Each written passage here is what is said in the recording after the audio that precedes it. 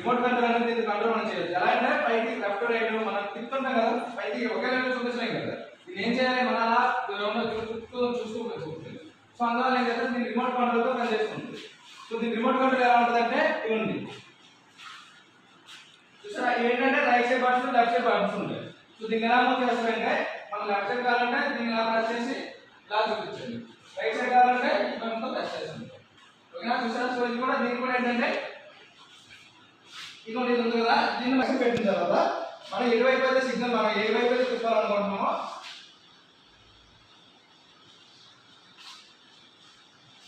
So ఇలా ఇలా connect చేసిన తర్వాత ఇలా అనమాట ఇలా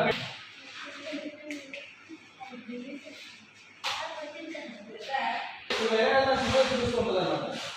ఈ సిగ్నల్ అనేది కనెక్ట్ అయితేనే అప్పుడు మనకి ఏం చేస్తుంది, దాని కనెక్ట్ అయ్యి మనం ఇలా కంట్రోల్ చేస్తుంటాం కదా, ఏ వైపు కావాలంటే ఆ వైపు మనం మూవ్ చేయొచ్చు అనమాట. ఇదంటే బ్యాటరీ ప్రాబ్లం అవట్లేదు.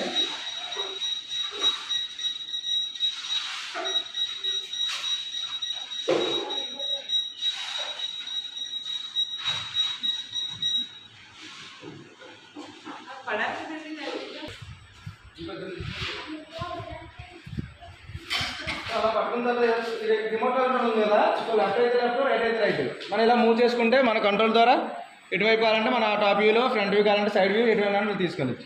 బ్యాటరీ ప్రాబ్లం వల్ల అవైలబుల్ కానీ చూపించేవాళ్ళం.